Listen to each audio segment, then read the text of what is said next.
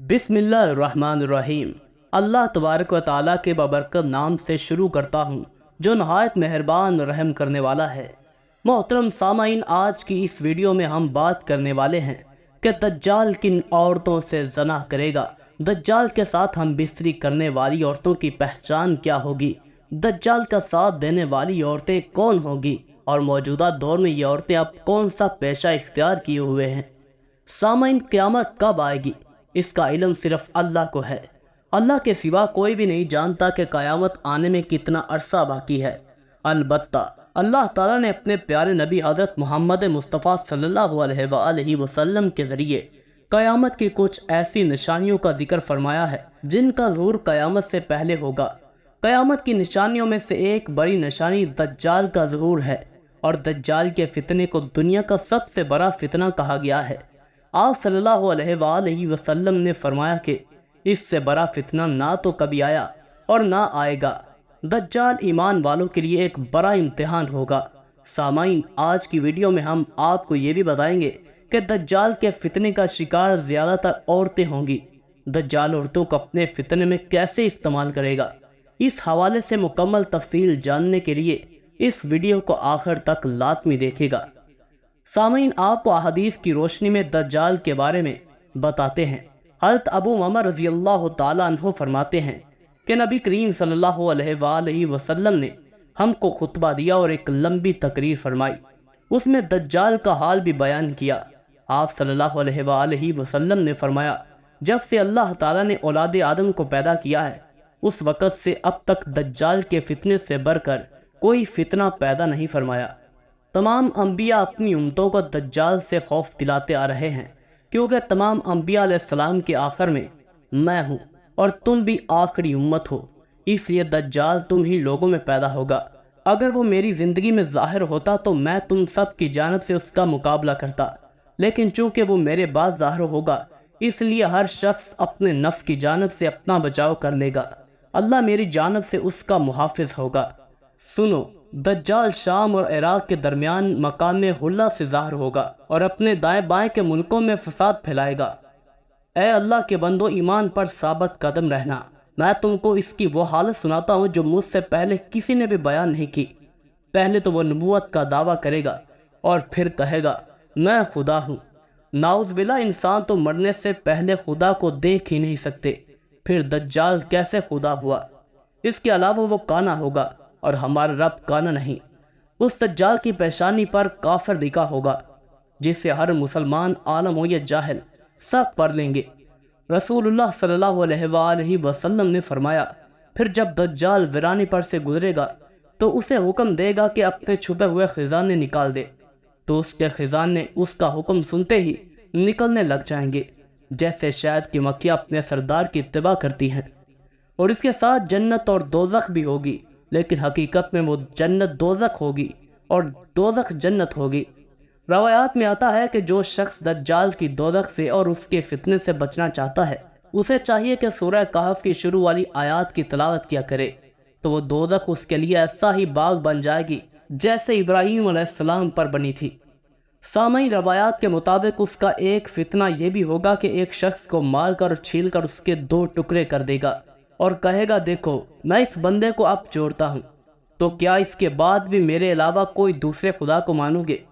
خدا تعالیٰ اس دجال کا فتنہ پورا کرنے کے لیے اسے دوبارہ زندہ کر دے گا۔ دجال اس سے پوچھے گا تیرا رب کون ہے؟ تو وہ کہے گا کہ میرا رب اللہ ہے اور تو خدا کا دشمن دجال ہے۔ خدا کی قسم، اب تو مجھے تیرے دجال ہونے کا پورا یقین ہو گیا۔ اور دجال کا ایک فتنہ یہ بھی ہوگا کہ دجال آسمان کو حکم دے گا تو آسمان سے بارش برسنے لگ جائے گی، اور زمین کو حکم دے گا تو وہ سبزہ اگائے گی، اور اس روز چرنے والے جانور خوب موٹے تازے ہوں گے، پیٹ بھرے ہوئے، تھن دودھ سے بھرے ہوئے ہوں گے۔ سوائے مکہ معظمہ اور مدینہ منورہ کے کوئی خطہ زمین کا ایسا نہ ہوگا جہاں دجال نہ پہنچا ہوگا۔ مکہ اور مدینہ میں داخل ہوتے وقت فرشتے اس کو ننگی تلواروں سے روکیں گے۔ سامعین، جہاں تک بات ہے عورتوں کا اس فتنے کا شکار ہونے کی، تو اس بارے میں روایات یہ ہیں کہ دجال قوم یہود میں سے ہوگا۔ اس کے ماننے والوں کی اکثریت یہودی اور عورتیں ہوں گی۔ تو سامعین، سوائے سے معلوم ہوا کہ دجال کے فتنے کا شکار زیادہ تر عورتیں ہوں گی، دجال کے بارے میں فرمایا کہ وہ نوجوان مرد ہوگا، اس کا جسم بھاری اور سرخ رنگت کا مالک ہوگا، عوام میں اس کا لقب مسیح ہوگا، وہ ایک آنکھ سے کانا ہوگا، اس کے بال چھوٹے اور گنگریالے ہوں گے، سواری کے لیے اس کے پاس ایک بڑا گدھا ہوگا۔ پہلے اس کا ظہور ملک عراق اور شام کے درمیان ہوگا، جہاں وہ نبوت اور رسالت کا دعویٰ کرتا ہوگا، پھر وہاں سے اصفہان چلا جائے گا، یہاں اس کے ہمراہ 70,000 یہودی ہوں گے، یہیں سے خدائی کا دعویٰ کر کے چاروں طرف فساد برپا کرے گا اور پوری دنیا میں گھوم پھر کر لوگوں سے کہے گا کہ میں تمہارا خدا ہوں اور سب میری اطاعت کرو۔ سامعین، کہتے ہیں کہ لوگوں کی آزمائش کے لیے خداوند کریم اس سے بڑے بڑے عجیب و غریب کام ظاہر کرائے گا۔ اس کی پیشانی پر لفظ کافر لکھا ہوگا، جس کی شناخت صرف اہل ایمان ہی کر سکیں گے۔ اس کے ساتھ ایک آگ ہوگی جس کو دوزخ سے تعبیر کرے گا، اور ایک باغ ہوگا جس کو جنت کہے گا۔ مخالفین کو آگ میں اور موافقین کو جنت میں ڈالے گا۔ اس کے پاس کھانے پینے کی چیزوں کا بہت بڑا ذخیرہ ہوگا، جس کو چاہے گا دے گا، جو لوگ اس کے خلاف ہوں گے تو انہیں وہ کھانے پینے کی چیزیں نہیں دے گا۔ اسی قسم کی بہت سی تکلیفیں مسلمانوں کو پہنچائے گا، مگر خدا کے فضل سے اللہ کا ذکر و تسبیح و تقدیس مسلمانوں کو کھانے پینے کا کام دے گی۔ روایات کے مطابق اس کے ظاہر ہونے سے 2 سال پہلے قحط پڑ چکا ہوگا، اور تیسرے سال دوران نکاحت ہی اس کا ظہور ہوگا۔ زمین میں چھپے خزانے اس کے حکم سے اس کے ہمراہ ہو جائیں گے۔ بعض آدمیوں سے کہے گا، میں تمہارے ماں باپ کو زندہ کر سکتا ہوں، اس لیے تم کو چاہیے کہ میری یہ قدرت دے کر میری خدائی کا یقین کر لو۔ اور اسی حالت میں بہت سے ممالک پر اس کا گزر ہوگا، یہاں تک کہ وہ جب یمن کی سرحد میں پہنچے گا، بہت سے بددین لوگ اس کے ساتھ ہو جائیں گے، تو وہاں سے واپس ہو کر مکہ مکرمہ کے قریب ایک رہائش گاہ میں مقیم ہو جائے گا، مگر محافظ فرشتوں کی وجہ سے مکہ شریف میں داخل نہ ہو سکے گا، اور پھر مدینہ منورہ کا رخ کرے گا۔ اس وقت مدینہ منورہ کے 7 دروازے ہوں گے، ہر دروازے کی حفاظت کے لیے اللہ تبارک و تعالیٰ 2 فرشتے متعین فرمائے گا، جن کے ڈر سے دجال کی فوج مدینہ منورہ میں داخل نہ ہو سکے گی۔ اور مدینہ منورہ میں 3 دفعہ زلزلے آئیں گے، جس کی وجہ سے بدعقیدہ منافق لوگ خوف کی وجہ سے شہر سے نکل کر دجال کے پھندے میں پھنس جائیں گے۔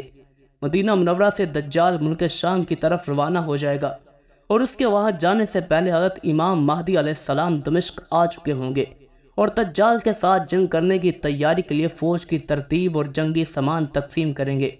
ایک دن لوگ نماز کی تیاری میں ہوں گے کہ حضرت عیسیٰ علیہ السلام 2 فرشتوں کے کندھوں پر بیٹھ کر آسمان سے دمشق کی جامع مسجد کے مشرقی مینار پر جلوہ افروز ہوں گے، اور حضرت امام مہدی سے ملاقات فرمائیں گے۔ امام مہدی نہایت انکساری اور خوش اخلاقی کے ساتھ آپ سے پیش آئیں گے اور فرمائیں گے، یا نبی علیہ الصلاۃ والسلام امامت کیجیے۔ حضرت عیسیٰ علیہ السلام ارشاد فرمائیں گے کہ امامت آپ ہی کریں، کیونکہ یہ عزت اسی امت کو خدا نے دی ہے۔ پس حضرت امام مہدی نماز پڑھائیں گے، اور حضرت عیسیٰ علیہ السلام آپ کے پیچھے نماز پڑھیں گے۔ نماز سے فارغ ہو کر حضرت امام مہدی علیہ السلام پھر حضرت عیسیٰ علیہ السلام سے کہیں گے کہ یا نبی، اب لشکر کا انتظام آپ کے حوالے ہے، جس طرح آپ چاہیں انجام دے۔ وہ فرمائیں گے کہ یہ کام بھی آپ ہی انجام دے، میں تو صرف دجال کو قتل کرنے کے لیے آیا ہوں، جس کا مارا جانا میرے ہی ہاتھ سے مقدر ہے۔ آخر کار حضرت عیسیٰ علیہ السلام دجال پر اور اسلامی فوج دجال کے لشکر پر حملہ آور ہوگی، اور بہت خطرناک جنگ ہوگی۔ اس وقت دم عیسوی میں یہ خاصیت ہوگی کہ جہاں تک آپ کی نظر جائے گی وہاں تک ہی دم عیسوی مار کرے گی، اور جس کافر تک آپ کا سانس پہنچے گا تو وہ وہیں نیست و نابود ہو جائے گا۔ دجال آپ کے مقابلے سے بھاگے گا، آپ اس کا تعاقب کرتے ہوئے مقام لد میں جائیں گے، اور نیزے سے اس کا کان تمام کر کے لوگوں پر اس کی ہلاکت کا اظہار کریں گے۔ کہتے ہیں کہ اگر حضرت عیسیٰ علیہ السلام اس کو قتل نہ بھی کرتے تو بھی وہ آپ کے سانس سے اس طرح پگھل جاتا جیسے نمک پانی میں۔ سامعین، اس معلومات کو اپنے دوستوں کے ساتھ زیادہ سے زیادہ شیئر کیجیے گا۔ ہمیں امید ہے کہ آپ کو ہماری آج کی یہ ویڈیو ضرور پسند آئی ہوگی۔ اگر آپ کو ہماری آج کی یہ ویڈیو پسند آئی ہے تو اس ویڈیو کو لائک کریں اور اپنی رائے کا اظہار کمنٹ سیکشن میں ضرور کریں۔ اللہ تعالیٰ آپ کا اور ہمارا حامی و ناصر ہو۔